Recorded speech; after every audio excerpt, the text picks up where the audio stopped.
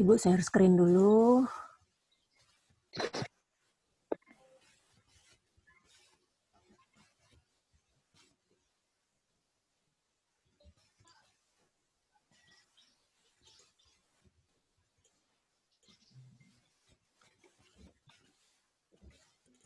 Pada dasarnya minggu keempat ini Ibu usahakan ngasih tugasnya per 2 minggu aja. Jadi biar ada waktu sedikit bagi kalian untuk berpikir lebih dalam gitu ya. Kenapa seperti itu? Karena Ibu menginginkan yang terbaik biar kalian lebih siap. Tapi jangan sampai juga tidak dimanfaatkan waktu itu menganggap tugas dari ibu per 2 minggu, jadi bisa santai aja gitu. Maksud saya memang betul-betul dipikirkan dari awal gitu ya. Kalaupun sudah harus mulai menulis, berarti kan sedikit-sedikit sudah harus mulai dicoba gitu ya. Pada bagian ini, seperti yang sudah Ibu share di e-learning, kita mau bercerita sedikit mengenai metode riset, kemudian apa yang berhubungan dengan plagiarisme yang merupakan hal yang serius ini, dan apa yang peneliti itu harus capai dalam melakukan risetnya. Jadi kita anggap di diri kita masing-masing, perkuliahan metodologi penelitian ini benar-benar sebagai jembatan bagi saya mau ke riset sesungguhnya di tugas akhir gitu. Walaupun yang dari awal Ibu bilang topiknya bisa tentu saja berbeda, tapi masing-masing mahasiswa itu harus sudah memikirkan topik-topik yang memang betul-betul serius gitu, bukan sekedar untuk syarat lulus saja. Saya kan cuma mau syarat lulus saja gitu. Jangan seperti itu. Cobalah beberapa hal yang lebih dalam, lebih detail mengenai topik yang akan dikembangkan. Toh akhirnya nanti di laporan penelitian kan Ibu tidak mengharapkan hasil yang perfect gitu ya. Mungkin masih setengah jalan, mungkin masih kasar bahasan, tapi yang Ibu lihat, yang Ibu cek di situ adalah bagaimana cara kalian menyampaikan maksud tertulis. Disitulah intinya dari kuliah kita, bagaimana cara Anda menuangkan riset dalam bahasa ilmiah. Gitu aja. Masalah konten mungkin kalian yang lebih paham gitu. Saya cuma menyeimbangkan, kalau dengan bahasan seperti ini berarti langkah-langkah step-step yang harus kalian bahas adalah seperti ini gitu ya. Jadi tolong selagi kita baru pertemuan keempat, tolong difikirkan, dicamkan dalam hati bahwa perkuliahan ini sama seriusnya dengan perkuliahan lain-lainnya. Jadi dari awal cobalah menulis gitu, cobalah berpikir serius tentang topik yang akan saya pilih. Dari awal kan Ibu bilang untuk kuliah Metopen ini pilihlah topik yang kalian betul-betul anggap bisa diselesaikan sampai pertemuan ke-16. Topik itu mungkin tidak sama ya tadi dari awal, tidak sama kalau mahasiswa belum memikirkan tugas akhir.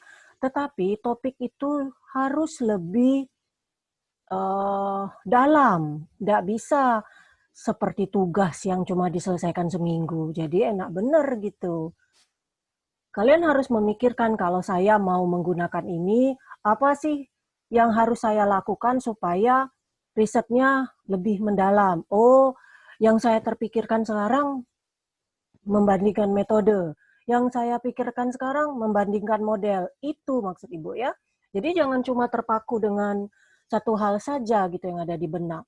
Kalau kalian sudah berusaha mengonsep di luar dari bacaan yang sudah pernah kalian baca, itu sebenarnya sudah merupakan riset gitu. Walaupun ya sederhana aja gitu. Walaupun sederhana saja. Misalnya Bu, yang saya tahu kalau dalam masalah optimasi metode atau approach atau pendekatan yang digunakan untuk menyelesaikan suatu masalah yang dimodelkan menjadi model optimasi itu cuma tahunya branch and bound, Bu. Iya, memang branch and bound saja, tapi kalau riset itu metode itu dijadikan riset, dijadikan tulisan, akan sangat terlihat simpel sekali gitu, sama aja kayak tugas per minggu kalian kalau kalian kuliah IP gitu, apa bedanya jadinya gitu kan? Berarti kalian harus mikirkan lain, oh kalau yang diajarkan itu banyak metode-metode tersedia, baik yang eksak maupun yang heuristik. Bagaimana cara saya kalau saya combine-kan atau saya compare-kan, saya bandingkan beberapa metode itu. Saya mau ngelihat keunggulan dari masing-masing metode. Itu kan artinya sudah menciptakan suatu hal yang baru. Artinya kita udah berpikir sesuatu yang di luar dari yang kita sehari-hari bahas gitu. Maksud Ibu seperti itu. Saya baru tahunya masalah dalam program linier, masalah linier itu baru tahu metode simplex. Nah, coba difikirkan, ada metode-metode lain yang tersedia dalam masalah program linier. Selain simplex, apa yang perlu saya pelajari? Apa yang perlu saya gabungkan? Kalau baru sampai bisanya, baru sampai membandingkan, itu sebenarnya sih sudah, kalau saya sendiri menilainya itu sudah jauh lebih advance gitu dibandingkan cuma satu metode yang tersedia aja. Jadi kesannya lebih dalam, bukan sekedar mau lulus dengan nilai A aja gitu ya. Tolong betul-betul difikirkan. Jadi Ibu, minggu ini kita tidak ada tugas karena kemarin kalian udah ngumpul, minggu depan baru masuk ke bab 2 gitu. Sebisa mungkin ya sebelum bab 2-nya sebelum bab 2 dikumpul, kalian udah dapat feedback untuk bab 1. Biar nanti digabungkan jadi satu sehingga jadi proposal yang akan kalian submit gitu ya. Tolong dibuat seperti itu.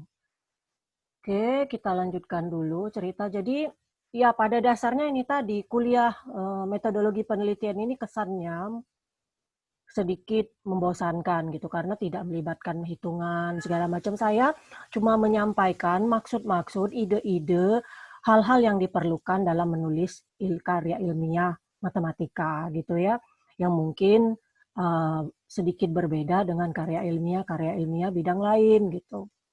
Yang harapannya sih sebenarnya inginnya Ibu itu jadi karya ilmiah gitu ya, siap karya ilmiah yang bisa dipublish gitu, tapi mungkin itu agak terlalu sulit untuk mahasiswa kita gitu. Jadi makanya Ibu tingkatkan. Kalau dulu sebatas yang kami peroleh selama kuliah, mahasiswa sampai pertemuan 16 cuma buat proposal. Makanya Ibu uh, extend gitu, perluas tujuannya sampai mahasiswa menghasilkan laporan. Jadi laporan itu nantinya sih memang bisa digodok lagi, dikondenskan, dipadatkan, itu bisa jadi karya ilmiah. Tapi saya lebih suka laporan aja gitu. Jadi biar mahasiswa itu tidak terlalu berat untuk memikirkan karya ilmiah. Jadi tujuannya seperti itu. Oke, ini udah muncul ya?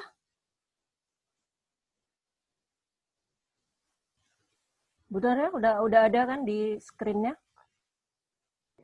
Ya, Bu. Oke, sip. Ya, Bu. Oke, ini sebenarnya yang materi-materi ini Ibu dapat semasa Ibu sekolah S3 kemarin gitu. Tapi intinya sangat menginspirasi gitu ya. Uh, apa namanya, hal-hal yang penting gitu ya. Agar mahasiswa dari awal tahu kapanpun menulis karya ilmiah, mahasiswa harus memperhatikan beberapa hal yang penting ini gitu ya. Oke, sebentar. Oke. Kita lihat ini overview, jadi sekilas pandang mengenai metode riset. Ini ada beberapa quote nih ya. Bahkan saintis yang sangat brilian bisa membodohi diri sendiri dalam pencariannya untuk membuktikan sesuatu yang mereka percaya atau mereka katakan itu benar gitu ya. Jadi bisa aja seperti itu kejadiannya gitu. Ini definisi riset ya. Definisi riset itu sebenarnya adalah metode formal dalam mengumpulkan data untuk menjawab suatu pertanyaan atau memecahkan masalah. Di sini Albert Einstein itu menyatakan di bukunya itu bahwa keseluruhan sains atau ilmu itu tidak lebih dari suatu perbaikan dari pemikiran sehari-hari. Jadi seperti itu. Di sini ada teori. Teori itu maknanya adalah penjelasan mengenai gabungan dari keseluruhan fakta. Teori bergantung pada hipotesis yang bisa diuji. Kemudian hipotesis atau inference adalah premis gitu ya, supposition yang digunakan untuk menguji teori. Jadi hipotesis itu kita kalau menguji teori. Hipotesis ini sebenarnya tidak hanya ada dalam statistika saja. Dalam dalam penelitian yang non statistika kita juga punya hipotesis seperti yang pernah Ibu sampaikan itu ya. Ini ada penalaran empiris, ada metode saintifik gitu ya. Empiris itu berdasarkan observasi. Jadi kalau kita pernah dengar kata-kata empiris, empiris berarti itu atas dasar observasi. Jadi kuncinya untuk penalaran yang empiris itu harus berdasarkan logika. Yang betul-betul hati-hati betul difikirkan. Berdasarkan observasi atau pengukuran yang terorganisasi, terencana gitu ya. Replicable, jadi bisa direplikasi, bisa diulang gitu ya, bisa dibuat lagi dengan kondisi yang sama gitu. Terbuka untuk pengamatan oleh orang lain. Jadi orang lain pun bisa ngamati, bukan sekedar periset A saja. Jadi B, C, D juga bisa mengamati. Gitu. Oke, kemudian ada yang empiris, ada juga yang metode gabungan, multi-method. Jadi kombinasi dari kuantitatif dan kualitatif. Jadi metode spesifik yang digunakan untuk memperkuat metode lain. Misal, fokus grup yang digunakan untuk mendukung hasil survei. Ini contoh lagi, survei kepuasan kerja yang terstruktur yang dikembangkan dengan melaksanakan interview satu dengan pegawai. Nah, kita harus paham nih, karakteristik dari peneliti yang baik itu gimana? Enthusiastic, ya gitu ya, open-minded. Jadi terbuka, gitu ya, jangan orangnya percaya satu hal saja. Common sense, masuk akal gitu ya. Jadi kita peneliti itu harus masuk akal. Jangan memikirkan sesuatu yang tidak masuk akal. Kemudian mampu mengasumsikan peran lain.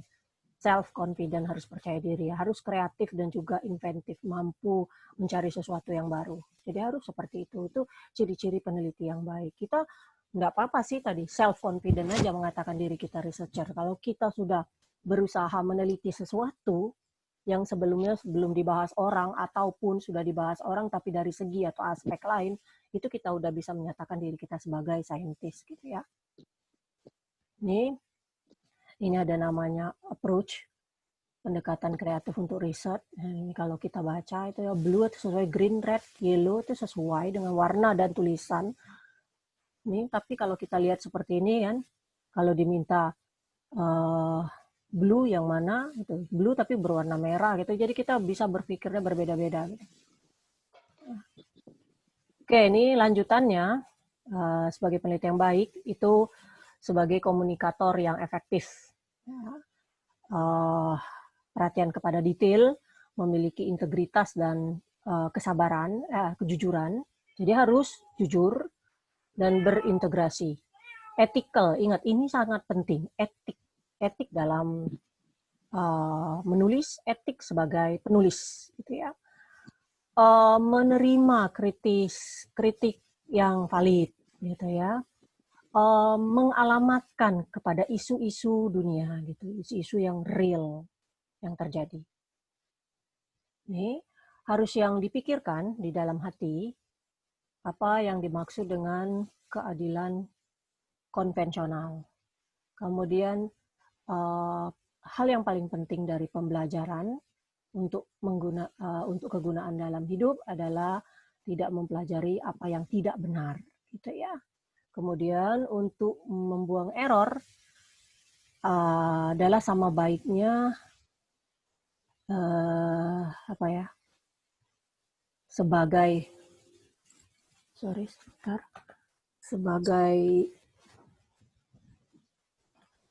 Lihat Ibu.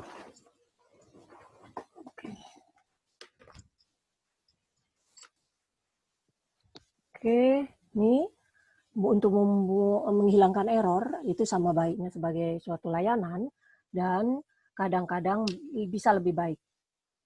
Jadi pembentukan kenyataan baru atau fakta baru. Nah, kemudian bagaimana dengan membentuk proposal riset? Itu harus jelas goal-nya. Kita mau menjelaskan proximal atau distal goals gitu ya. Kita mau memenangkan harus ada kemenangan yang kecil yang membawa kita pada kemenangan yang lebih besar gitu. Usaha riset ya dalam kelas ini, kelas kita ini, kita mau memfokuskan diri bagaimana kita mau melaksanakan pembelajaran, bukan menekankan pada apa yang dipelajari, gitu ya. Tapi bagaimana kita mau belajar. Jadi kita bagaimana. Oke, ini komponen research proposal, nih yang paling umum itu seperti ini selalunya kan. Ada judul, ada daftar isi. Kalau di proposal kita kayaknya belum ada. Daftar isi, ini juga belum ada. Yang kita baru ada itu introduction atau pendahuluan, kemudian literatur review ataupun daftar pustaka, tinjauan pustaka kalau di kita. Sebenarnya nanti kalau kita membahas literatur review minggu depan itu literatur review kita itu agak sedikit berbeda. Padahal judulnya tinjauan pustaka. Tinjauan itu kan review, pustaka literatur. Tapi yang terjadi di kita itu isi bab 2 kita itu cuma landasan-landasan teori saja yang akan digunakan di bab 4. Padahal kata-kata meninjau, mereview itu seharusnya di dalam bab 2 itu berisi kelebihan dan kelemahan dari artikel-artikel yang sudah pernah dibaca yang menunjang teori atau bahasan yang akan kita pakai di bab 4. Gitu seharusnya seperti itu, seharusnya. Tapi susah sekali kayaknya membiasakan mahasiswa seperti itu. Kalau di orang-orang sosial, literatur review itu sangat mendalam dikerjakan. Sehingga literatur review pun dalam ilmu sosial itu bisa dijadikan suatu paper sendiri. Jadi bisa disubmit ke jurnal. Karena apa? Karena isinya bercerita mengenai apa-apa yang ditonjolkan dalam suatu artikel. Jadi mahasiswa sudah berusaha mereview kelebihan dari artikel A ini dengan misalnya dengan metode A, dengan metode B, dengan metode C. Dari metode A sampai C itu mahasiswa disuruh mengungkapkan kelebihan dan kekurangan secara mendetail. Mulai dari metodenya, kemudian sampai ke bahasan, sampai ke result dan bahasan. Jadi seperti itu sebenarnya, harusnya gitu. Mungkin nanti beberapa waktu sebelum mengumpulkan bab 2, Ibu akan meminta kalian melakukan literatur review dulu juga gak apa-apa, sambil belajar. Harapan saya bukan membuat mahasiswa susah gitu ya. Saya ingin mahasiswa itu memang benar-benar mampu menulis gitu ya. Untuk bidangnya masing-masing gitu ya. Kemudian setelah kita punya literatur review, kita mendesain research yang ada di metode kita. Metode. Kemudian ini sampling design kalau relevan, kalau ada. Kemudian data collection metodologi juga kalau relevan di dalam bab 3-nya itu. Kemudian baru kita masuk ke bab 4, itu hasil. Hasil dan harus ada bahasan ya. Jadi ingat kata-kata hasil dan pembahasan itu dua hal yang berbeda. Hasil itu adalah hasil yang kalian kerjakan bagaimana dari metode yang kamu kerjakan, dari pengamatan apa yang terjadi. Kemudian bahasan dari hasil tersebut itu harus ada bahasannya. Mengapa hasil seperti itu jadinya? Kenapa seperti ini? Mengapa seperti itu gitu ya.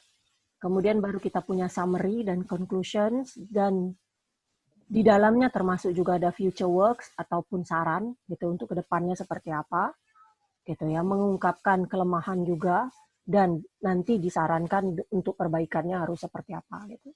Kemudian ada references gitu ya, daftar pustaka. Ingat, daftar pustaka kita ini Dia ini sebenarnya ada dua hal ya. Ada references, ada bibliografi. Itu dua hal yang berbeda sebenarnya.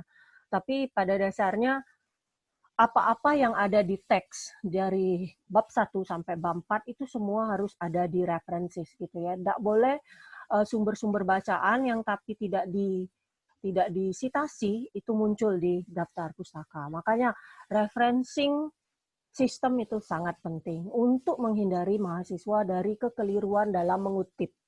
Kekeliruan dalam mengutip suatu tulisan tapi tidak muncul di daftar pustaka.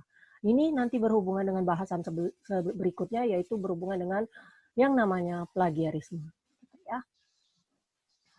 Ini apa alasan Anda gitu ya? Beberapa alasan ini.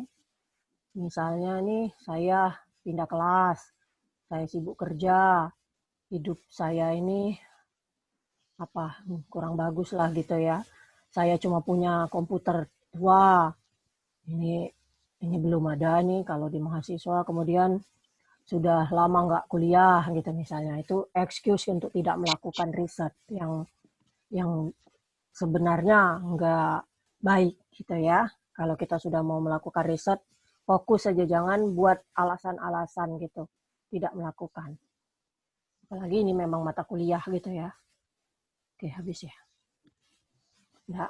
Kemudian pertanyaan discussion question, bagaimana pertanyaan diskusi. Ini yang sudah harapannya sudah Ibu bisa lihat di bab 1 yang kalian submit kemarin gitu ya, bahwa memberikan respon substantif dan terhadap pertanyaan diskusi asal dan respon ke substantif pada bentuk yang lain gitu ya. Harus terjadi ini kalau mau ada. Kalau kita mempunyai pertanyaan, kita harus merespon ke pertanyaan asal tadi yang terjadi di 2 hari yang mungkin jadi bisa dijawab gitu ya. Ini kelas policy, kemudian ini contoh aja nih, itu ya. Oke. Kemudian Ibu lanjutkan ke screen yang kedua. Kita lihat bagaimana plagiarisme gitu ya. Jadi minggu ini ya tadi Ibu bilang tadi masih cerita aja dulu supaya kalian ada ide lagi untuk berpikir berikutnya. Kita tutup dulu, kita lihat plagiarisme. Oke.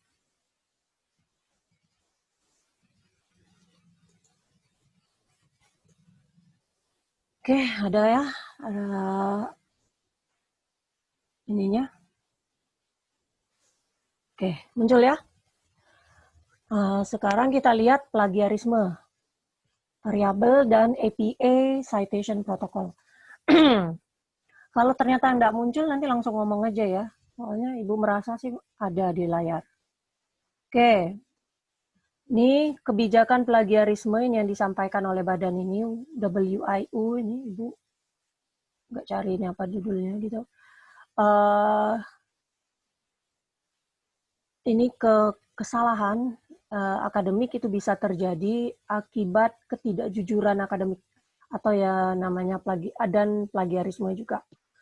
Plagiarisme itu menunjukkan kata atau ide orang lain sebagai ide sendiri atau penggunaan yang tidak berdasar hukum atau pengakuan dari kerja yang sudah di copyright gitu ya. Ini sangat-sangat serius gitu ya. Makanya Ibu selalu bilang kemungkinan sih pada saat kalian mengumpulkan proposal itu tidak terdetek gitu ya. Karena tidak ada plagiarism checkernya. Tapi setelah laporan akhir, saya pasti melakukan plagiarism checker gitu ya untuk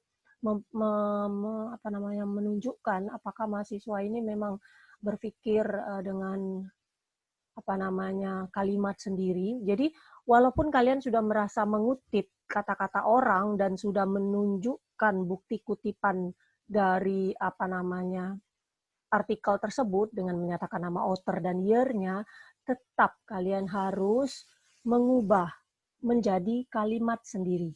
Tetap harus seperti itu. Hal yang paling mudah apa? Kalau kalimat itu pasif, kalian ubah jadi negatif. Kalimat pasif, kalian ubah jadi aktif. Kalau kalimat aktif, kalian ubah jadi pasif. Seperti itu yang paling mudah. Kata itu bisa dibulak-balikkan. Jadi artinya keseluruhan kata yang akan kalian kutip itu harus paham dulu maksudnya apa. Supaya kalian bisa menyajikan dalam kalimat sendiri. Itu yang paling penting. Jangan merasa, kebanyakan mahasiswa merasanya seperti ini. Katanya, saya kan sudah mengutip, sudah ada kutipannya, sudah ada nama author dengan year, jadi nggak masalah. Nggak bisa seperti itu. Kalian tetap harus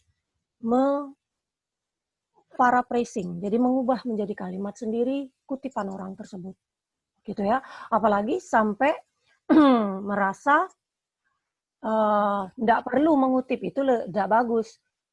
Itu dari pemikiran saya sendiri, nggak mungkin pemikiran sendiri. Kalian pasti sudah pernah baca di suatu tempat, kemudian kalian tulis, gitu ya.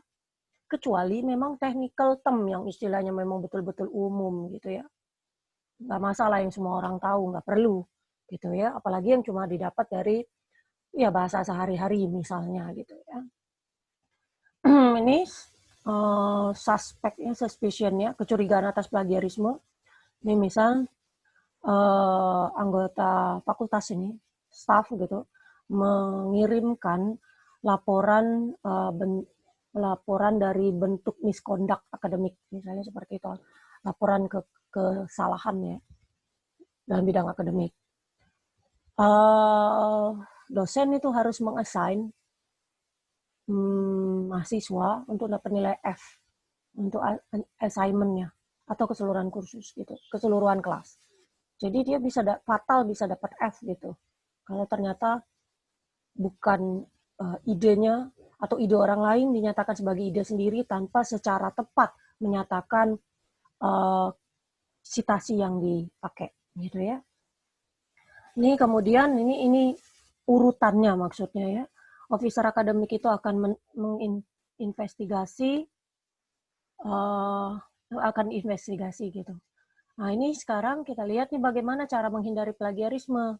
Nih lihat kata-katanya. Jangan menunjukkan, ini ada yang tidak mute ya, siapa ya?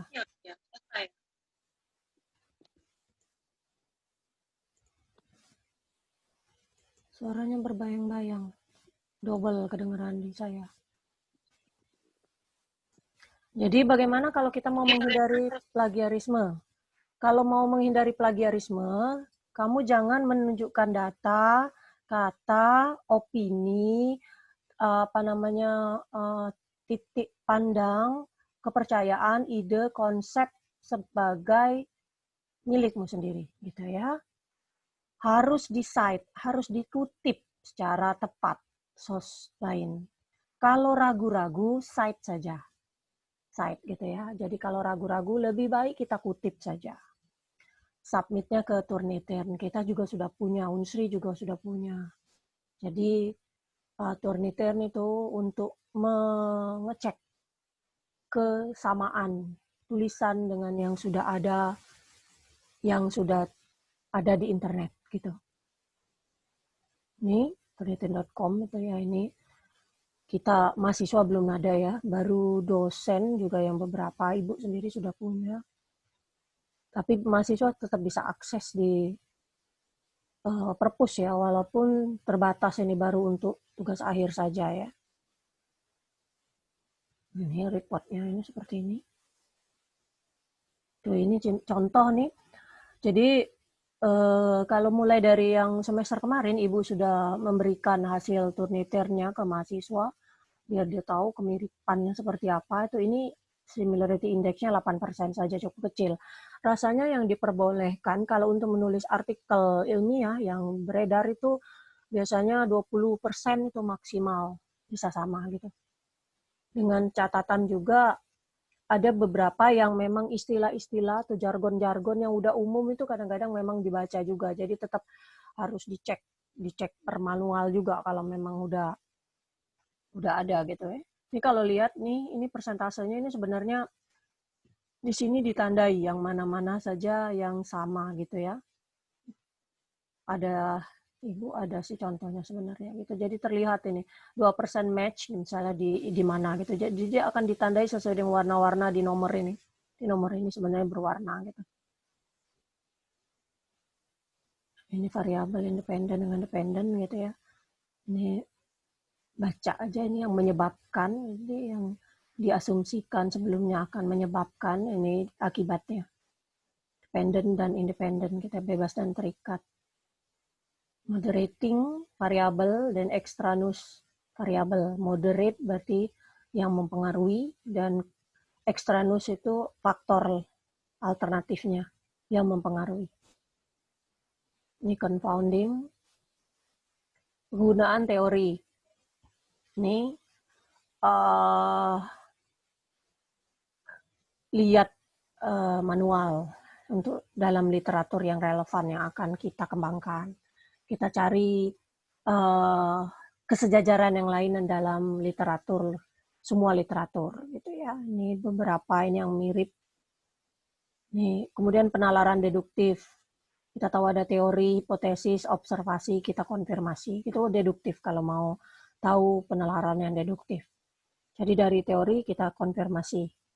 Itu ya, itu untuk metode-metode kuantitatif yang biasanya berhubungan dengan bilangan number gitu ya. Kalau induktif terbalik. Jadi observasi dulu, kemudian kita menentukan pola, dapat hipotesis, kemudian jadi teori gitu.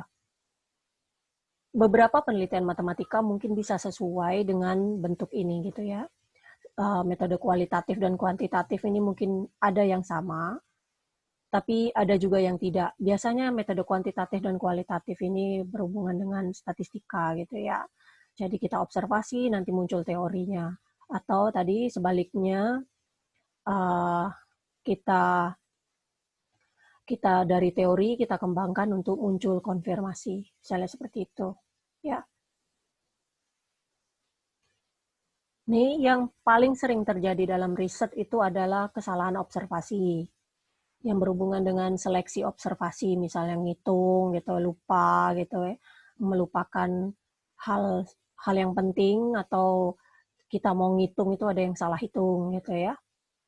Kita bergantung pada asumsi bukan pada fakta, itu termasuk salah satu kesalahan juga dalam riset. Kita cuma percaya pada asumsi, tapi faktanya tidak. Asumsi boleh untuk membatasi atau sebagai batasan dalam riset, tapi tidak seluruhnya punya asumsi atau tidak seluruhnya diasumsikan gitu, nggak boleh juga. Asumsi itu cuma hal-hal yang teknis yang kalau Ibu pikir yang bisa diasumsikan. Misalnya saya tidak membahas secara teknis, saya membahasnya dari segi matematis. Nah itu termasuk asumsi gitu. Bukannya diasumsikan ini, diasumsikan ini, asumsinya panjang banget gitu. Jadi pekerjaannya mudah semua kalau sudah diasumsikan semua. Gitu ya. Kemudian bias dari peneliti, gitu ya, itu termasuk kesalahan. Kemudian terlalu memperumum temuan orang lain, jadi terlalu memperumum riset orang lain, gitu, diperumum aja. Atau hanya mengalamatkan pada satu topik atau satu sisi saja. Itu juga sebenarnya common mistake dalam riset. Kemudian pembobotan bukti, gitu ya. Nih, pembobotan bukti kan kalau dilihat nih, apa yang terjadi di ruang sidang itu kan, ini misalnya seperti ini, apakah juri itu hanya mendengar satu sisi dari isu gitu misalnya. Ini kan ada dua-dua, ini sekedar ini aja, penjelasan aja. Kemudian yang seperti yang sudah Ibu nyatakan kemarin dari tugas satu yang diberikan, tampaknya mahasiswa masih banyak keliru dalam menyampaikan atau menuliskan suatu sitasi gitu ya. Baik menggunakan EndNote ataupun juga menggunakan Mendeley. Kalau beberapa artikel yang udah ada ya bisa langsung di-insert ke dalam Mendeley supaya Mendeley baca citasinya. Tapi ingat, itu juga masih harus diedit. Tidak bisa langsung semuanya dipakai secara utuh. Ya hati-hati sekali. Ingat, seperti contohnya yang paling sering itu ya. Ini kan, misalnya, ini kalau Ibu Sorry, kalau Ibu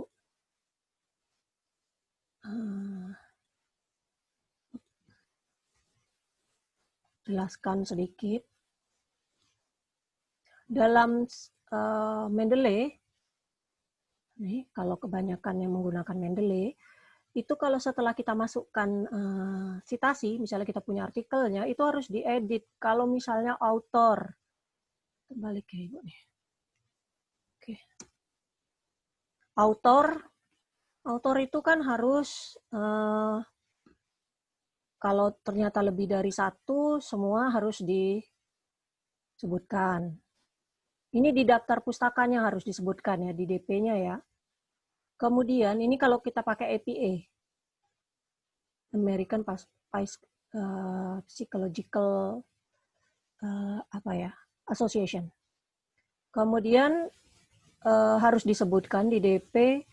Kemudian kalau pengarangnya ternyata lebih dari 2, pengarangnya atau autornya lebih dari 2, itu kalau nulis di artikel, di teksnya, di kalimatnya, berarti harus at all gitu ya, kalau tulisannya berbahasa Inggris. Ingat, tulisannya berbahasa Inggris, bukan orangnya.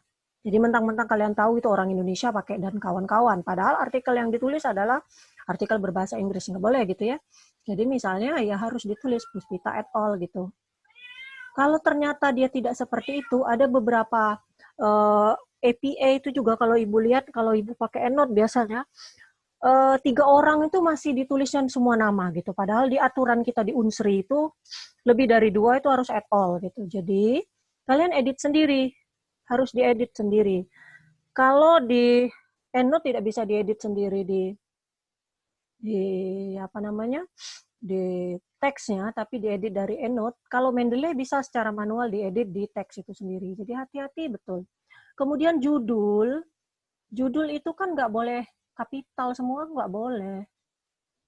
Nggak boleh, dia biasanya kapitalnya di di kata pertama ataupun di setiap kata. Itu tergantung dari jenisnya. Biasanya sih kalau jurnal kapitalnya itu harus di awal saja. Kalau ternyata artikel yang kalian punya itu semua judulnya kapital, ya kalian harus ubah sendiri. Itulah, jadi tetap harus secara manual diedit oleh mahasiswa. Nggak bisa langsung dimasukkan semua. Itu nggak boleh seperti itu. Satu lagi juga, kalian masih keliru dalam menempatkan jenis-jenis publikasinya gitu. Judulnya udah benar sih. Kalian milih artikelnya kalau dilihat di linknya memang berupa proceeding gitu. Tapi ternyata begitu dimasukkan ke situ keliru gitu. Jadi kalian harus lihat, ini sepertinya yang Ibu baca, mahasiswa itu menggunakan Mendeley, tapi mereka langsung upload aja artikelnya itu ke dalam Mendeley gitu ya. Nggak dicek ulang apakah Mendeley itu secara tepat menampilkan bagian-bagiannya. Berbeda dengan EndNote. Kalau EndNote memang harus secara manual di-input gitu ya. Jadi jelas, kalau proceeding harus yakin ada proceeding di mananya. Ini banyak ini mahasiswa rata-rata ini, kalau Ibu cek kemarin itu proceeding ini nggak jelas. Misalnya di Semnas apa gitu, seminar nasional apa, di international conference apa, ini nih harus jelas ini proceeding di mana. Kalau nggak ada keterangan ini, nggak tahu ini jenis publikasinya apa. Sama juga kalau misalnya kalian menulis di jurnal, mengutip di jurnal. Kalau mengutip di jurnal ini harus jelas jurnalnya apa namanya. Nggak harus jurnal of apa, nggak harus. Kadang-kadang kan cuma ada namanya aja. Cuma ada misalnya judulnya Saintex misalnya gitu. Misalnya seperti ini di judul. Kalau kita betul menginputnya di dalam Mendeley atau EndNote, nama Saintek, nama jurnal ini otomatis italik sendiri, nggak akan mungkin semuanya italik. Bu, saya sudah pakai Mendeley loh, Bu. Lah itu tadi, kalau ternyata semuanya italik, berarti salah menempatkan. Itu harus diedit sendiri. Yang italik itu ya, hanya nama. Nama apa? Nama jurnalnya. Bukan judul artikelnya, tapi nama jurnalnya, nama proceedingnya, itu pasti dia miring sendiri. Kemudian juga nama buku. Nah, jadi dia yang seperti itu, yang otomatis italik sendiri. Semua itu harus informasinya lengkap. Kalau nggak ada, dicari. Di artikel itu kadang-kadang semua informasi nggak ditulis. Ada yang punya footnote atau endnote, punya footnote di atas sendiri. Ada yang nggak ada. Itu tugas mahasiswa secara tepat. Tadi ingat, properly cited. Jadi harus dikutip secara tepat. Nggak boleh nggak tepat. Tidak ada alasan. Pasti informasi itu ada di mana saja. Di situ juga, itu ibu-ibu skip aja ya. Kalian memunculkan HTTPS-nya itu ya, ada di ujungnya itu, atau doi rasanya ya, itu nggak perlu dalam kutipan, sebenarnya nggak perlu, jadi di eliminate aja, dibuang. Jadi cukup terakhir itu nantinya author biasanya kan ya, author year-nya, judulnya apa, terakhir titik. Kalau jurnal PP gitu ya, PP itu ada artinya page-nya, halaman sekian sampai sekian. Kalau apa namanya, proceeding itu isinya adalah proceeding itu terakhirnya isinya tempatnya. Jadi diterbitkan dipresentasikan di seminar nasional dalam proceeding seminar nasional matematika dan ilmu pengetahuan alam, tahunnya nanti misalnya Jakarta, tempatnya Jakarta, titik, itu terakhirnya selalunya seperti itu.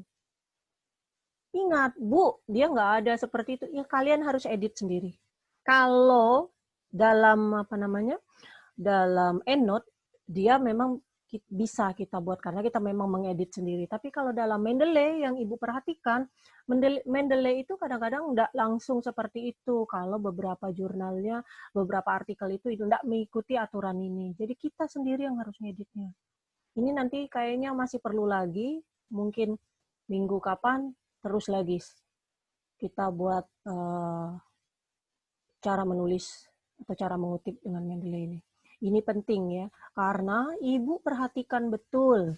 Selain yang saya bimbing, tugas akhirnya, mahasiswa itu tidak pernah mengutip menggunakan sistem referencing. Selalunya manual. Katanya karena artikelnya cuma dikit, Bu, yang dikutip 5. Itulah, masa buat tugas akhir, daftar pustakanya cuma ada 5. Artinya satu sumber itu aja yang dipakai. Artinya langkah sedikit ya mahasiswa itu membaca. Untuk S1 itu rasanya berpuluh-puluh halaman ya. S2 aja, S2, S3 itu paling tidak 6 halaman, 7 halaman, atau 10 halaman isi daftar pustaka. Daftar pustakanya aja itu.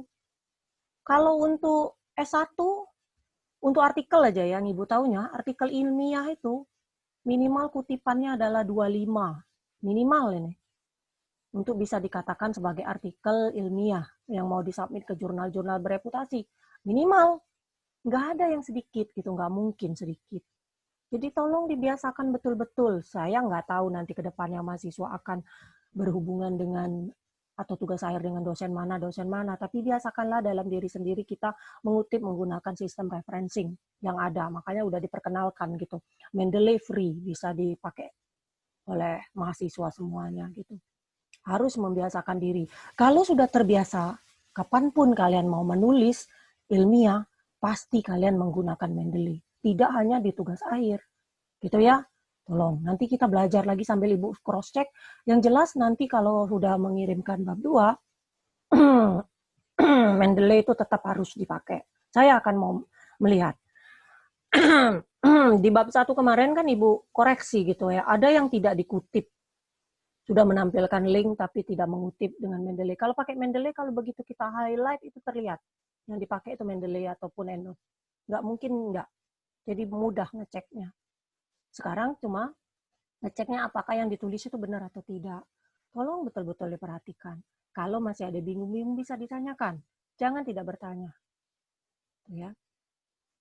Makanya kemarin juga beberapa kami menyelenggarakan webinar tuh diantaranya seperti itu. Harapannya sih mahasiswa itu lebih paham gitu dengan referencing system gitu. Kalau mau menggunakan EndNote juga bisa juga gitu ya. Ibu bisa kasih gitu. Walaupun EndNote itu sebenarnya sudah ada sampai versi ke-9 dan bisa di-download untuk trial aja gitu. Yang saya punya itu EndNote tapi yang old version gitu, tapi license juga gitu ya. Ini text citation, ini contoh-contohnya aja seperti ini. One author, misalnya McNally, jadi ini namanya surname-nya. Surname itu nama ujung gitu ya, nama ujungnya. Kalau ternyata pengarang kita, orang Indonesia kan banyak yang nama ujungnya cuma satu ya, ya tulis aja nama dia yang satu itulah. Tahunnya dibuat seperti ini. Jadi kita tulisnya seperti ini. Gitu ya. Dia menyatakan kalau kita mau menyebutkan sebagai kalimat aktif gitu ya. Nah, atau tidak sebagai kalimat aktif, kita secara implisit aja bisa di belakang sini gitu. Cara nulisnya selalunya seperti ini. Kalau dalam EndNote kita dalam Mendeley otomatis dalam teks kita ubah aja gitu. Kalau dalam EndNote kita harus EndNote, tapi kalau di belakang seperti ini dia otomatis juga gitu ya. Ini seperti ini nih kurang juga, kurang disukai. Yang lebih tepat yang nomor 1 dan 2 ini. Itu ya. Nanti itu akan terlihat gitu. Kemudian kalau same author tapi dan punya sama tahun, dia otomatis sendiri nanti. AB seperti ini otomatis sendiri nanti sistem yang nulis gitu. Jadi nama yang sama, tahun yang sama dari pengarang yang sama gitu ya. Ini kalau A-nya gitu. Atau nilai B-nya seperti ini. Ya. Kalau no date given misalkan tidak ada gitu, walaupun tidak tidak dianjurkan ya, tidak dianjurkan. Kenapa? Karena Ibu bilang kemarin, carilah artikel jurnal. Artikel jurnal ini trusted gitu ya, karena memang dipublishkan ini hasil kerja mereka atau proceeding gitu ya. Jangan cari yang dari Wikipedia misalnya, jangan, karena itulah terjadinya nggak tahu infonya gitu. Wikipedia ataupun yang format-format HTML gitu nggak usah dipakai gitu ya. Bu, nggak ada sama sekali Bu artikel-artikel yang bisa dipakai. Paling tidak ada artikel yang serupa tapi mungkin tidak membahas masalah yang sama. Kalian cari sitasi dari sudut pandang lainnya, pasti ada. Walaupun sangat jauh sekali, tapi tetap dalam satu bidang gitu ya. Kalau yang Ibu lihat pekerjaan kalian kemarin, topik-topik itu, ya topik itu kan untuk melatih Anda nanti menulis di bab 1 sampai bab 4. Kalau sitasi yang dicarinya udah sejauh-jauh melenceng itu gimana gitu. Memang kadang-kadang ada yang sangat umum, tapi paling tidak dalam satu rumpun ilmu yang sama gitu. Harus seperti itu. Ya walaupun Ibu tidak bilang secara langsung kemarin kamu cari sitasi, ya sitasi itu harus dicari yang mendukung topik dong. Masa berbeda sama sekali gitu, nggak ada satupun yang sama gitu. Itu ya pasti nggak betul juga. Terlihat betul gitu bahwa yang dicari itu sembarangan gitu. Saya bisa menilai gitu, cuma nggak Ibu omongin aja gitu. Antara serius dengan tidak serius itu kelihatan sekali dari pekerjaan-pekerjaan mahasiswa gitu ya. Itu jangan terulang. Kemudian text citation, misalnya nih kalau to author pakai N gitu ya, atau pakai N seperti ini. Kalau saya sih konsisten aja, kalau kita mau pakai N, kalau kita mau pakai dan seperti ini atau N, pakailah ini semua. Atau kalau kita pakai N seperti ini, pakailah semuanya seperti itu. Jadi konsisten aja, nggak ada aturan yang tepat kalau menurut Ibu ya. Konsisten saja. Jadi jangan sampai ada yang dan, ada N ini. Ingat kapan kita pakai dan ya kalau tulisan atau artikelnya berbahasa Indonesia. Kalau dia berbahasa Inggris ya pakailah N gitu ya. Jangan sampai keliru. Nah, dulu sempat berdebat juga sih pada saat seminar mahasiswa, ada dosen yang ngomong ini kan katanya harusnya pakai dan gitu, dan kawan-kawan gitu ya, et al-nya itu dan kawan-kawan.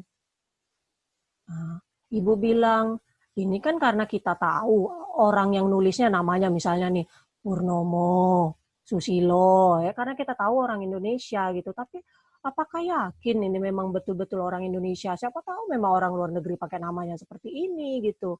Yang kita cek adalah artikelnya, bahasanya apa. Kalau bahasanya Inggris ya harus pakai N dong.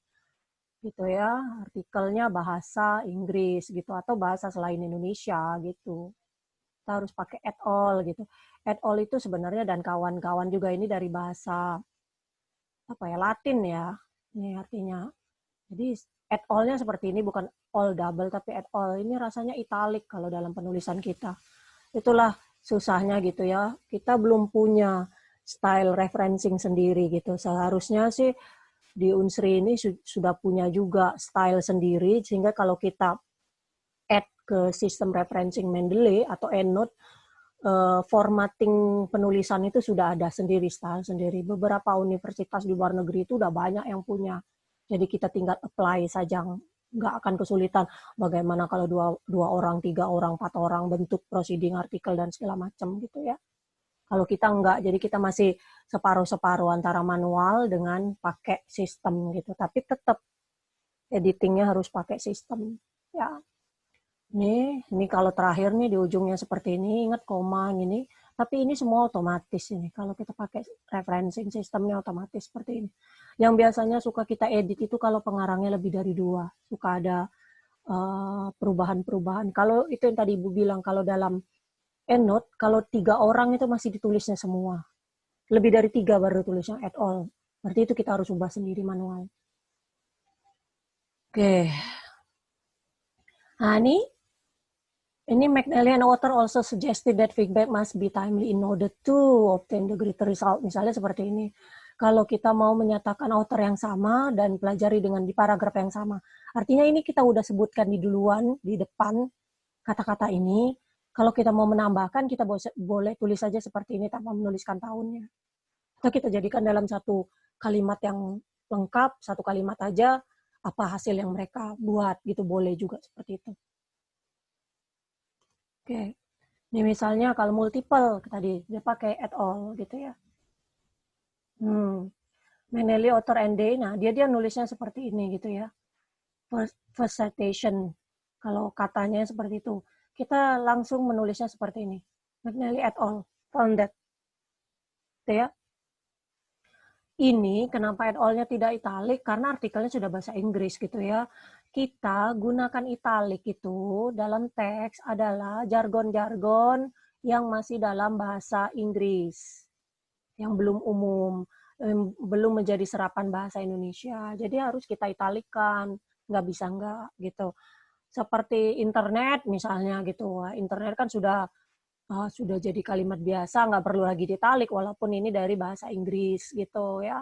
Beberapa istilah-istilah itu harus diinggriskan, makanya at all itu kita inggriskan, kita italikan gitu. Kalau dalam artikelnya memang sudah bahasa Inggris, jangan ditalikan, jadi semua italik dong, gitu karena semuanya bahasa Inggris.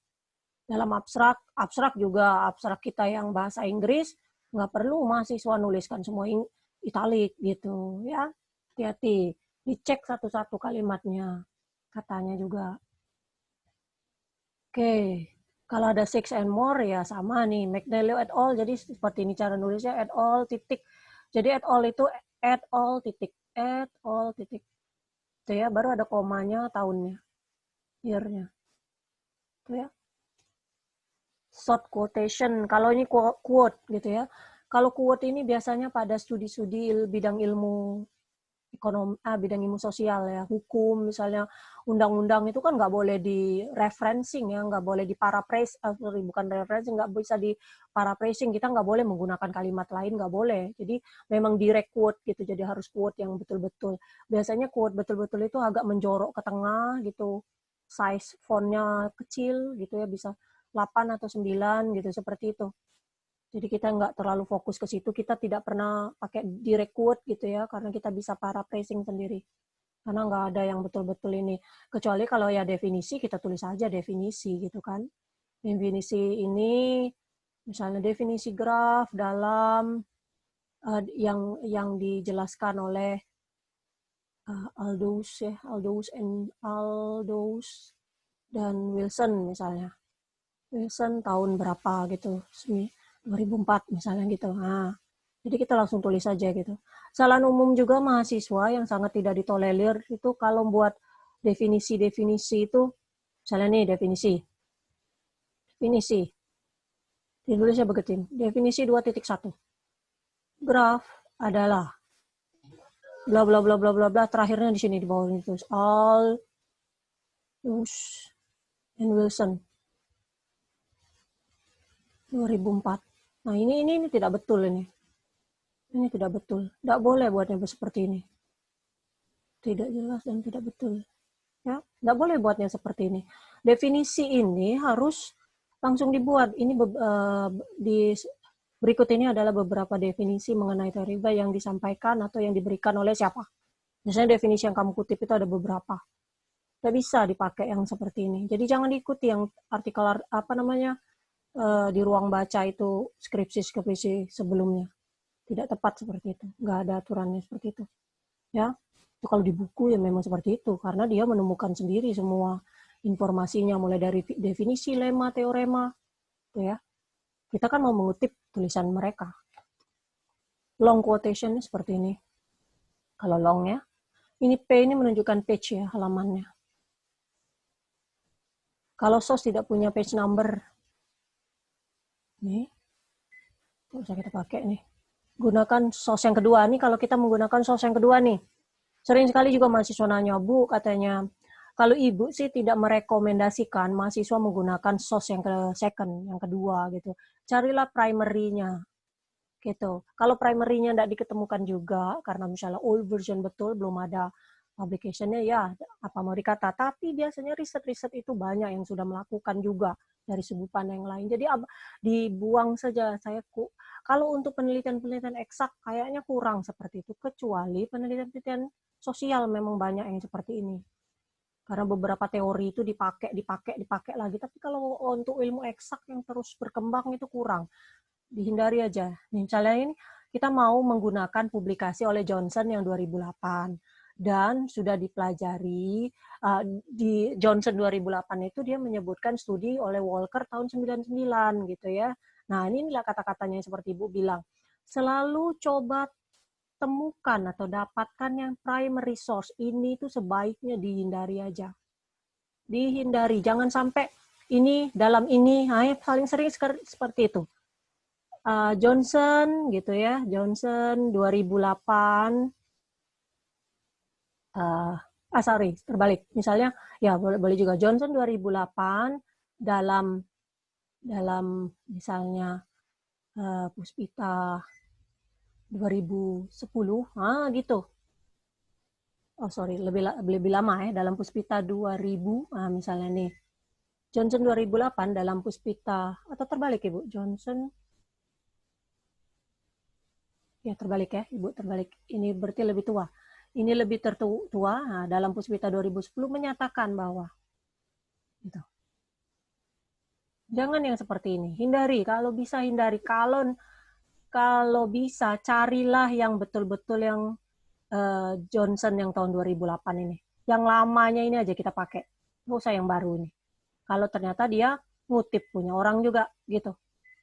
Kalau memang mau mengutip si Puspita ini, carilah yang betul-betul hasil dari dia sendiri.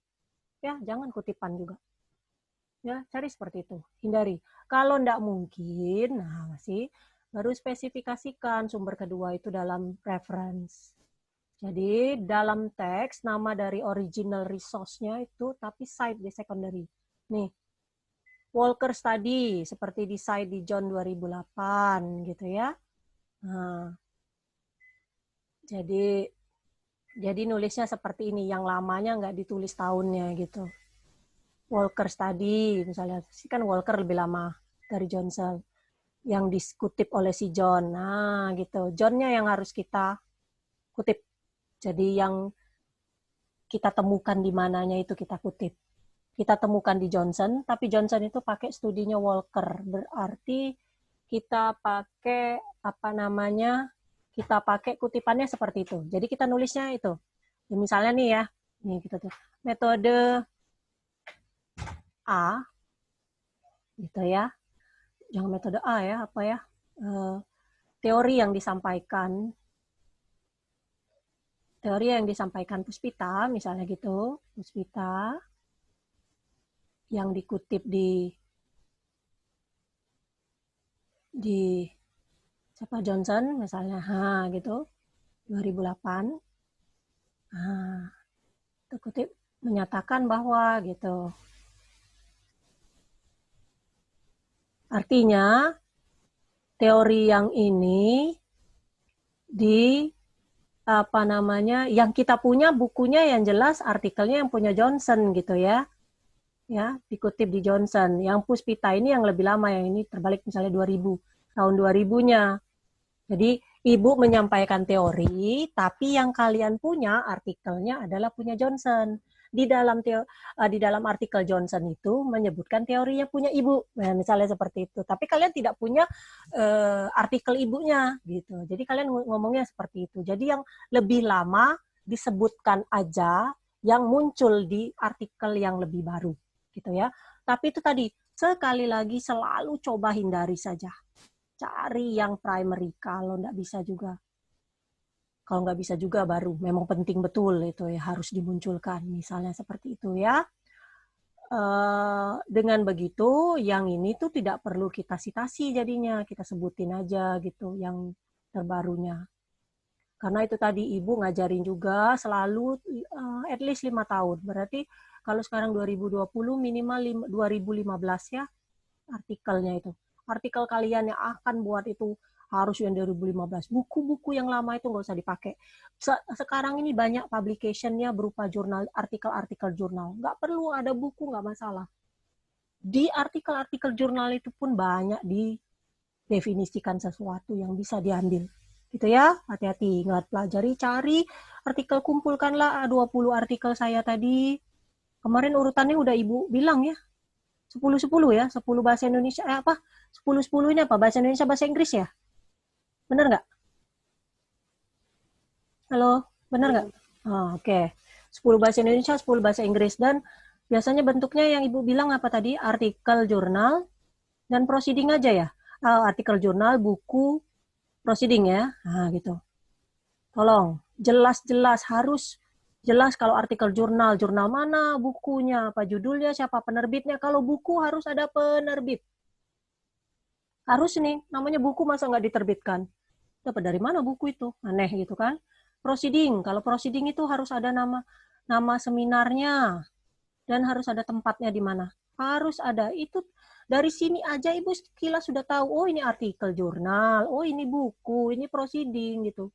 Tanpa saya harus ngelihat linknya, karena kita nggak mungkin ngirimkan link, nggak ada. Itu cuma Ibu mau ngelihat aja kalian ngambilnya dari mana. Ya, hati-hati betul. Ini ada yang namanya personal communication. Kalau kalian lihat di Mendeley atau di EndNote itu muncul ini. Ini personal communication itu tulisannya seperti ini.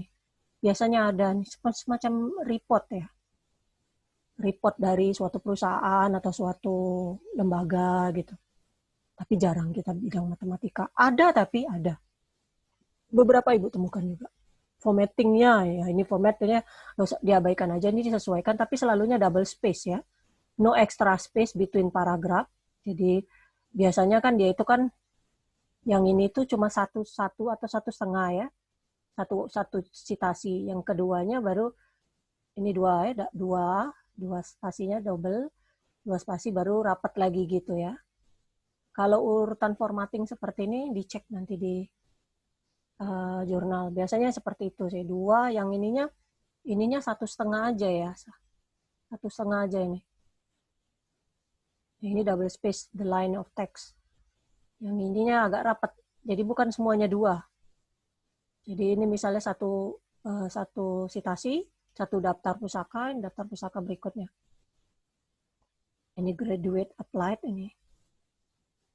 Kalau thesis gitu ya. Reference section itu harus akurat dan komplit. List alphabetically gitu ya, jangan gunakan title, degree. Jadi kalau misalnya di paper itu ada title-titlenya, title itu misalnya doktor, profesor dan lain sebagainya, itu jangan dipakai derajatnya gitu. Jangan spell middle names-nya, jadi nama tengahnya kalau ada, italic judul ini publication, jadi otomatis nih kalau pakai sistem referencing, jangan tulis complete citation atau provide URL, nah gitu. Jangan sama sekali di main body of the paper. Jadi nggak boleh misalnya Puspita gitu, kemudian kamu tulis www apa gitu, mana boleh nih di artikelnya ya, di kalimatnya maksudnya. Nggak ada. Makanya selalu hindari juga kalau terpaksa itu misalnya retrieve gitu ya, from. Nah, itu yang bentuk-bentuk seperti ini tuh biasanya kalau kita mengutip HTML gitu. Pasti akan muncul www apa gitu. Kalau misalnya nggak ada, itu tadi Ibu bilang, browsing di internet. Untuk artikel ini publish-nya di mana? Pasti ada publish-nya. Nggak mungkin bentuknya seperti ini aja. Itu terjadi karena mahasiswa malas ngecek. Gitu ya. Itu kesalahan yang fatal termasuk. Nih misalnya nih kalau jurnal atau periodical bentuknya kan seperti ini nih, italic sendiri. Jadi Ibu langsung tahu, oh ini jurnal ini. Nih, ini tuh adalah volumenya dan ini adalah page-nya. Kalau di APA rasanya PP gini, sama kayak EndNote. Kalau book, nah ini book nih. Ibu udah tahu ini buku karena dia judulnya langsung italic gitu. Ini Boston tempatnya. Ini adalah contoh penerbitnya. Book chapter, nah itu agak beda. Book chapter itu adalah kumpulan dari artikel yang digabung jadi satu menjadi buku. Jadi kalau book chapter dengan book beda. Jadi kalau book chapter ini lihat nih, judul punya orang yang buat ini dia tidak italic. Kemudian yang italic itu adalah judulnya ini. Nih, judul bukunya. Tetap yang namanya italic itu judul buku di mana-mana. Tapi dia ada tulisan editor ini. Pasti ada editornya. Ini. Ini kalau kita buat di dalam sistem EndNote pasti seperti ini. Ataupun sistem Mendeley. Gitu ya. Nanti Ibu perlihatkan beberapa artikel Ibu yang sudah ada. Nggak apa-apa kita hari ini bahas sampai ke referencing aja biar jelas. Ini magazine, kalau ada magazine kita kayaknya kurang gitu ya. Tapi siapa tahu ada, ini sama aja nih. Nama magazine ini nama majalah ilmiah kita tahu nih magazine. Kalau online, nah ini kalau online ini selalunya seperti ini. Kalau misalnya terjadi online, biasanya arkif itu ya. Tapi arkif ini pun ada ininya, bisa pakai ini aja. Gitu. Ini adalah tempat orang mempublikasikan teori-teorinya, tapi tidak dipublish di jurnal yang formal, di archive ini. Ini free juga, bisa dibaca dan riset-risetnya advance semua nih, susah-susah semua. Kemudian electronic database nih, kalau ada electronic database gitu ya, biasanya kita jarang selalu ada publish walaupun publish secara online. Standalone document gitu ya, nih juga nih standalone document ini kalau tidak ada ND itu no date ya, artinya ya tidak ada tanggalnya. Misalkan bentuknya seperti itu, makanya dia selalu muncul no date, kemudian retrieve from. Tapi kalau kita gunakan referencing, dia otomatis sendiri nulis. Kalau kita tidak tuliskan tahun, tidak ada tahunnya, dia otomatis buat sendiri. Tapi harus kita tuliskan retrieve-nya kapan. Ini artinya kita ngambilnya kapan nih? Ngambilnya kapan di internetnya, gitu ya? Ngambilnya kapan? Kadang-kadang kan berubah, nanti setelah tahun depan kita cek lagi, nggak ada lagi nih, gitu. Maksudnya seperti itu. Jadi kita tergantung dari kapan kita mengambilnya. Ini misalnya nih APA stylingnya. American Psychology Association, not as professor. Nih lihat. APA itu akronim dari American Psychological Association, bukan ask the professor for the answer. Jadi bukan tanya profesor untuk jawabannya gitu ya. Paham? Oke. Ini yang ketiga ini kayaknya nggak perlu deh. Kali udah terlalu banyak. Coba Ibu lihat dulu. What must researcher accomplish? Nah ini sudah bisa baca sendiri aja deh. Nah iya. Tapi nggak apa-apa, ini sedikit juga Ibu cerita dulu dikit. Sebelum Ibu tunjukkan bentuk EndNote ataupun Mendeley Ibu ya. Kita lihat nih yang ketiga.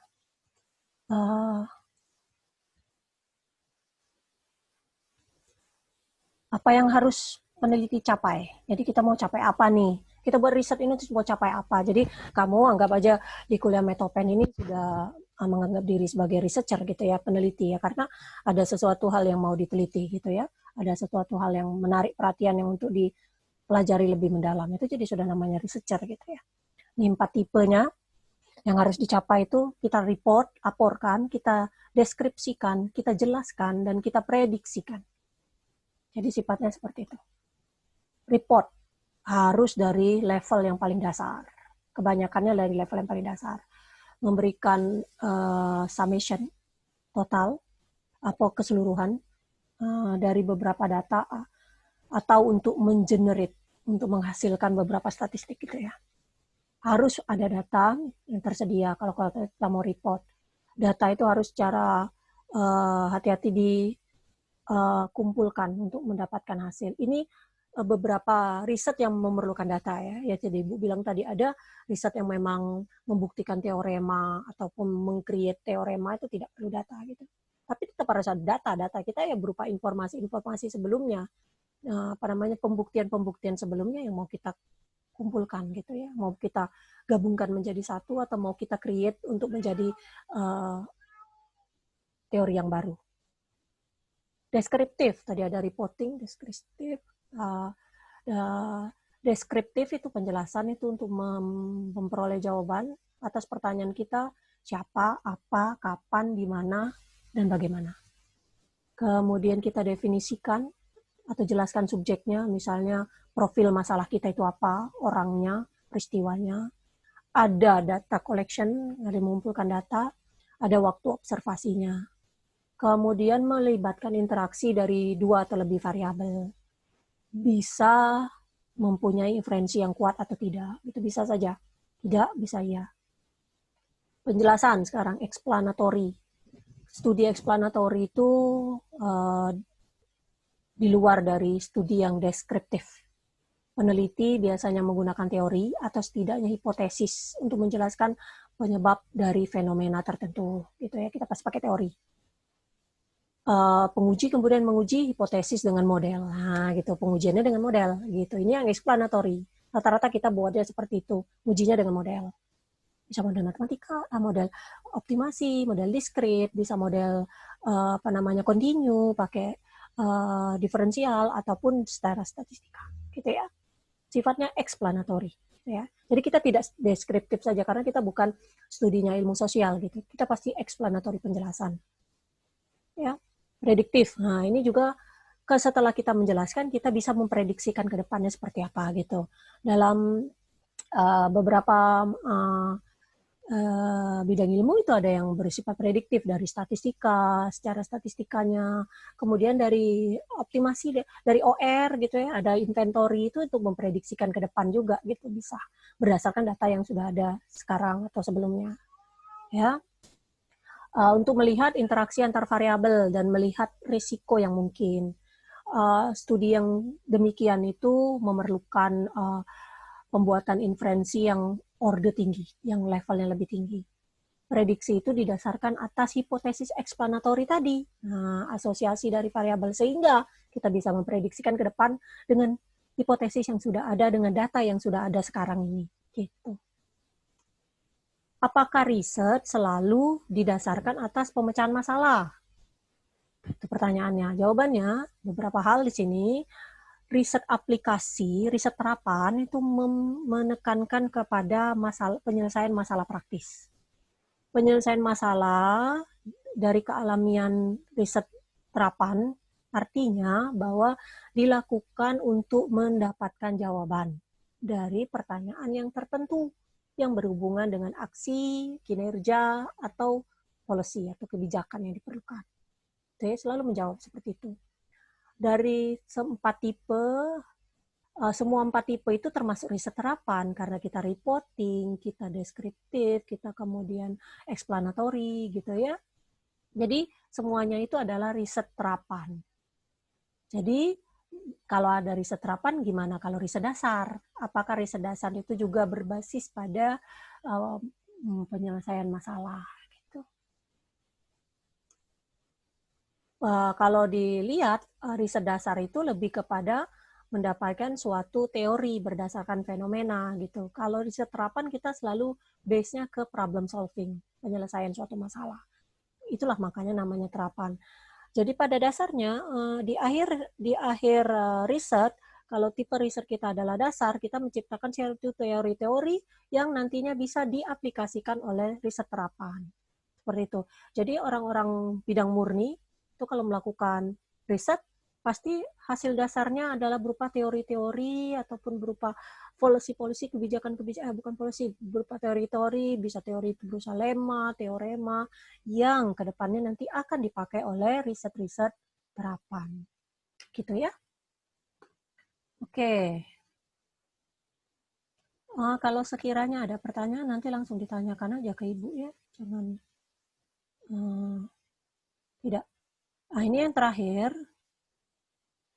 Ibu share masalah bagaimana saya membuat library dari EndNote saya. Gitu ya. Belum ada ya.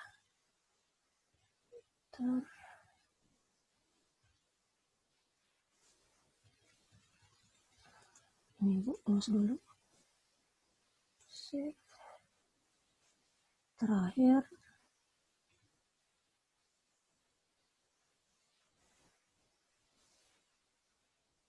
Kita lihat EndNote. Ya, harapan Ibu sampai minggu keempat ini kalian udah punya library sendiri baik di Mendeley ataupun di EndNote. Library di Mendeley dengan EndNote ini saling mendukung ya. Jadi kalau kalian punya EndNote, kalian mau import ke Mendeley pun bisa. Jadi Ibu tinggal import saja. Karena nggak mungkin saya mau masukkan satu-satu lagi artikel saya yang sudah ada di EndNote gitu. Nih, muncul ya? Nampak kan? Nampak nggak EndNote Ibu? Nampak, Bu. Oke. Nampak, Bu. Di sini yang seperti yang pernah dijelaskan, kalau sempat mengikuti webinar waktu itu, semua referensi di sini tuh bisa digrupkan kalau mau. Kalau saya nggak mau karena topik-topik yang dibahas ini rata-rata sih mirip semua, bidang-bidang yang memang saya pelajari gitu. Jadi ibu daftar-daftarkan semua seperti itu gitu ya. Ini kayak gini kan, kalau misalnya dia ternyata bentuknya adalah proceeding, nah ini akan muncul sendiri nih. Seperti ini jadi munculnya nanti. AIP Conference Proceeding. Jadi dia seperti ini sendiri. Jadi italic sendiri nih. Nih, tanpa saya perlu mengitalikan. Gimana cara saya menginputkannya? Kalau dalam EndNote kan seperti ini nih, author. Hati-hati, author ini kadang-kadang tidak disebutkan semua namanya. Kalian harus tahu kalau dia nulisnya ini, Ibu bisa edit nggak? Nggak bisa edit di sini. Kalau misalnya dia namanya, namanya tidak pakai koma, kita tahu berarti itu nama belakang ya, nama surname. Tapi kalau ternyata ada koma, misalnya Ismail, Abdullah, berarti Ismail itu yang nama belakangnya. Tapi nggak masalah sih, dalam sistem dia bisa tahu sendiri kalau dia seperti itu. Dan menulisnya harus ketulis ke bawah seperti ini, nggak boleh di dalam satu kalimat, pasti salah jadinya munculnya. Jadi harus di enterkan satu-satu gitu. Year-nya diisi, title dari artikelnya apa, jurnal ini Ibu pilih jurnal ya, karena sudah ada jurnalnya sendiri di conference proceeding ini. Ini nama tempat dia publish-nya, publisher-nya udah ada, volume, issue, dan lain sebagainya. Coba kalau Ibu cari yang memang betul-betul, ini tipe yang jurnal. Cari yang jurnal lain. Nah ini kalau jurnalnya, yang betul-betul jurnal nih, ini kalau merah ini artinya namanya, nah ini seperti ini nih. Kan kita nggak tahu nih, kadang-kadang memang nggak diberi informasi nama depan orang itu apa gitu, cuma ada nama belakangnya. Ya tetap tulis saja seperti ini, AGI, MRS gitu, Zulkarnain, Mamat, dan lain sebagainya. Tulis saja seperti ini, nanti dia tahu kok yang ini nama belakang berarti. Kalau benar, pasti benar. Nggak akan mungkin keliru. Year-nya juga seperti ini title dari artikelnya, ini jurnalnya. Dia merah ini menunjukkan bahwa baru ya, belum tersimpan library-nya di EndNote ini gitu. Volumenya, kalau ada isu, kalau ada volume ini selalunya ada. Kadang-kadang volume itu berupa angka, bisa juga volume itu berupa bulan, April misalnya, dan lain sebagainya. Isu kadang ada, kadang tidak ada. Pages itu harus selalu ada gitu, nggak mungkin nggak tahu. Kalau ternyata di dalam artikel itu nggak ada, harus dicari tahu. Tapi biasanya selalunya ada gitu ya, nggak pernah nggak ada. Kalau udah ya tinggal kita close saja. Nanti munculnya seperti ini kan, kita bisa informasikan, kita bisa tahu gitu. Kemudian ada juga yang mana ini? Jurnal Mahasiswa Matematika, ini jurnal cari yang artikel ya. Yang proceeding.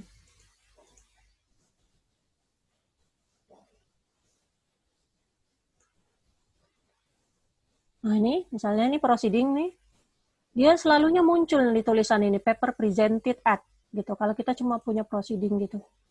Jadi semua author ditulis, tahunnya, title dari artikel kita, kalau ada tahu editor, kalau nggak ada nggak masalah.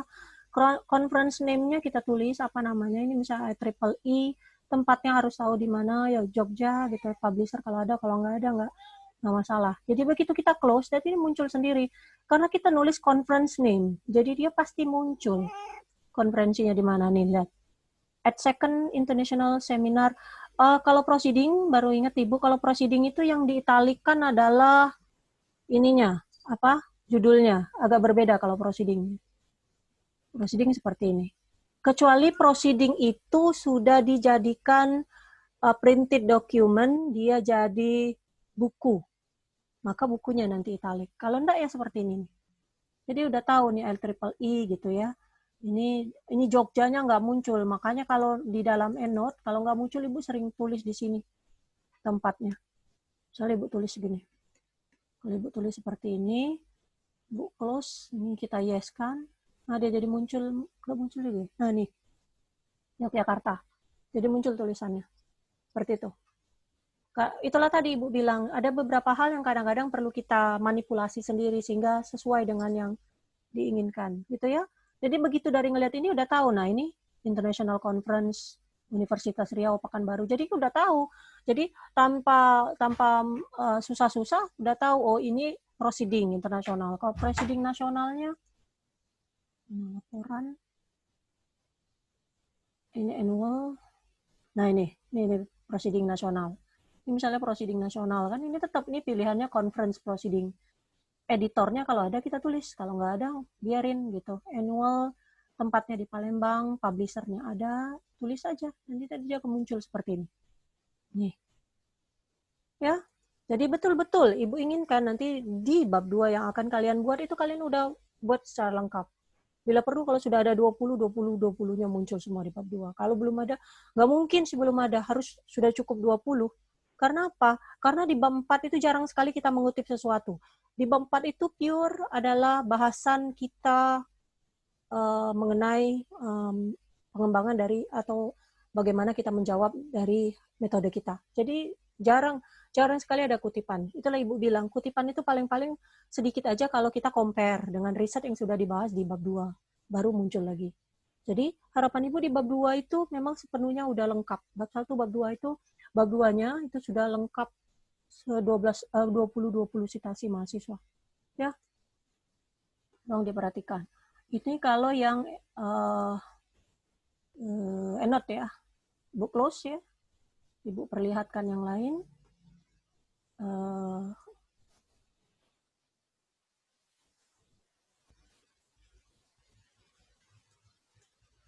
Oke, Ibu lihatkan ini yang Mendeley ya. Sekalian biar lengkap gitu. Biar kalian paham semua, jangan sampai nggak paham.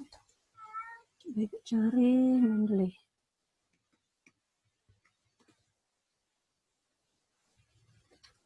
Ini Mendeley saya misalnya. Mendeley. Oke. Muncul ya Mendeley Ibu ya. Ini di Mendeley ini sama. Kalau ini artikel ini saya import aja yang dari EndNote karena Ibu dari awal sudah biasa pakai EndNote gitu ya. Semasa S2, S3 itu saya memakai EndNote gitu. Kemudian baru saya pakai Mendeley juga gitu. Karena untuk beberapa hal, EndNote ini agak sedikit slow di word-nya, gitu ya. Jadi agak males gitu, walaupun sih ternyata Mendeley ini juga kadang-kadang slow juga gitu. Nah, kalau seperti ini, misalnya kalau kita lihat nih, ini kan, ini detailsnya. Kalau saya klik jurnal, ini kan seperti ini nih. Kalau tidak lengkap, itu harus dilengkapi sendiri gitu. Kalau dia ternyata udah ada artikel yang kalian tinggal inputkan, kita add-kan di sini, add file, add folder, atau add entry manually gitu ya. Kalau kamu udah ada file kan biasanya langsung aja. Kalau kalau tidak ya entry manually. Nah, ini dilihat. Ini aja nih lihat ini kan. Nah, dia memang nulisnya at all, tapi di sini kan Ibu tulis semuanya nih. Kalau nggak ada, harus ditambahkan sendiri. Jurnalnya harus diisi, kadang-kadang nggak lengkap itu. Informasi ini nggak lengkap. Ini tugas kalian sendiri nih masukkannya.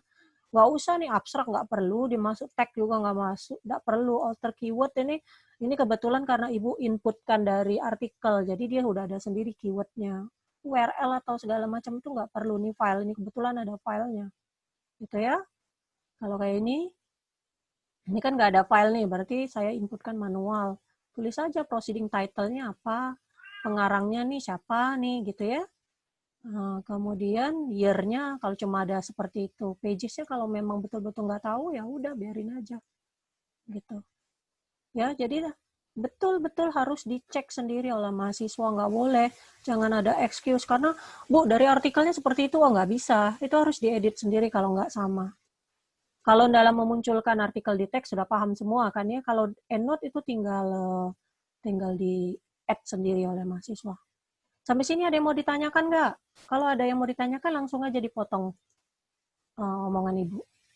Jangan sampai terjadi kesalahan, jangan sampai diam-diam saja tapi ternyata nggak paham gitu ya. Uh, Kalau ada pertanyaan bisa ditanya di grup gitu, apapun gitu bentuknya. Ibu jangan selalunya di Japri ya. Ibu paling males sekali kalau hal-hal berhubungan dengan Japri itu kadang-kadang kebanyakan yang tidak Ibu jawab gitu ya. Kalau memang betul-betul pertanyaan itu penting, tanya aja di grup. Itulah gunanya kita grup, biar semua mahasiswa menyampaikan apa yang menjadi masalahnya yang siapa tahu dialami oleh beberapa mahasiswa yang lain juga gitu ya. Kesalahan-kesalahan sendiri itu harus ditanggung sendiri, jangan sampai masalah absen masih ditanyakan aja. Ini kan udah pertemuan keempat ya, tolong hati-hati. Ini udah pertemuan keempat. Makanya saya memberikan waktu 30 menit untuk mahasiswa prepare sebelumnya, kecuali memang ada informasi bahwa kita tidak bisa mengakses e-learning ya. Artinya kan pasti Ibu perpanjang. Jangan sampai hal-hal seperti itu berulang-ulang terus. Udah tahu deadline-nya pukul 7.30 sehari sebelumnya. Kenapa pula ngirimkannya masih baru pagi-pagi? Cobalah kirimkannya dari tengah malam. Mahasiswa itu harus bijaksana sedikit dong. Kalian itu udah semester 7 loh. Ibu ini berbicara dengan para seniornya di matematika. Ibu bukan berbicara dengan anak semester baru yang mungkin masih lag gitu ya. Masih bingung dengan perkuliahan. Harus udah pandai-pandai sendirilah. Ibu jangan sering-sering di Japri. Ibu ini kan kuliahnya juga bukan cuma ngajarin kalian. Tolong dipahami. Untung aja ibu sampai nggak kasar ngomongnya. Kan nggak enak kalau dosen itu sampai kasar ngomongnya. Jadi tolong disikapi betul-betul.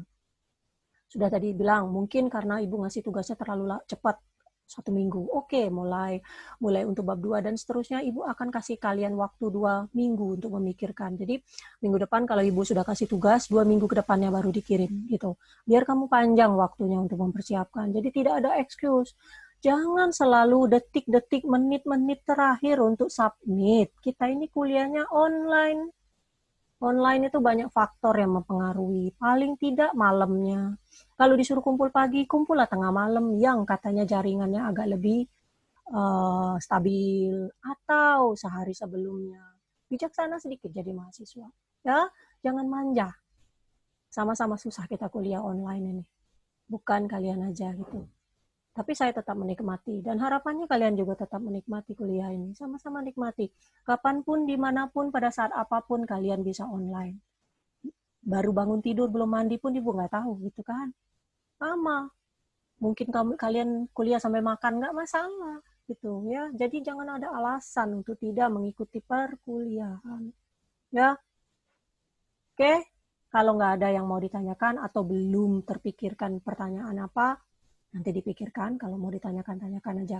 Yang jelas, mulai dari hari ini sudah memikirkan kira-kira literatur review saya sebentuknya seperti apa, bagaimana saya mengumpulkan 20 artikel sehingga bisa masuk dalam literatur review dan dalam bab 1 saya. Ya, dipikirkan walaupun tugasnya belum ada. Jadi artinya kalian punya ekstra 3 minggu untuk memikirkannya.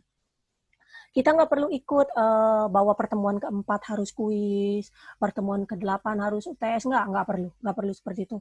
Pokoknya urutannya kalau kuliah, mitopen dengan ibu, topik, bab 1, bab 2, bab 3, baru 2 minggu ke depannya proposal.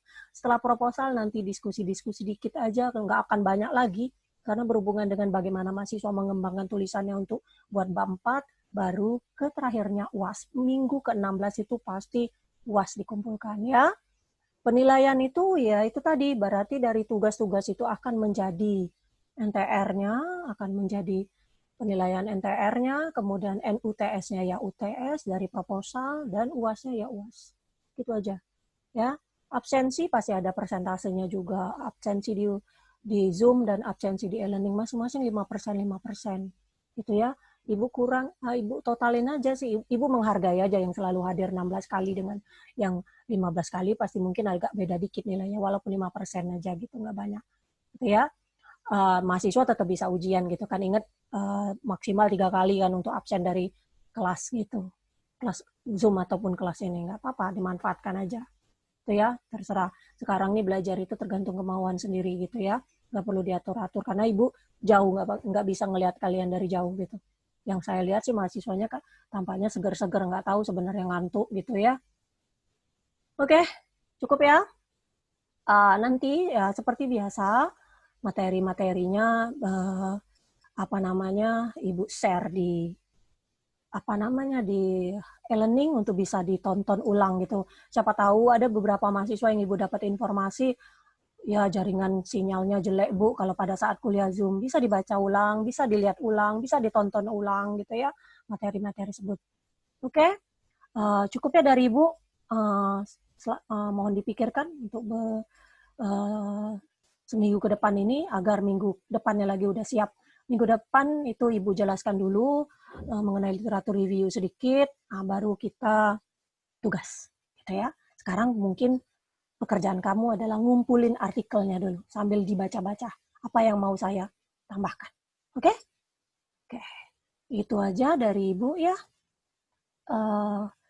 Sebelum kita akhiri, kita foto bersama seperti biasa. Berikan senyuman yang terbaik gitu. Walaupun belum mandi misalnya.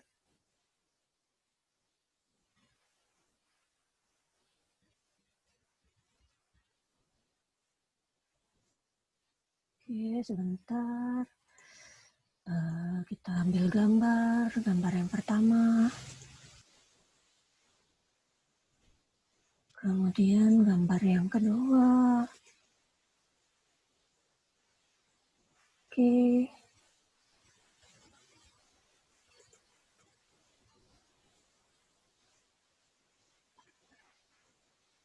Oke. Cukup. Ibu tutup kuliah hari ini. Assalamualaikum warahmatullahi wabarakatuh. Waalaikumsalam warahmatullahi wabarakatuh.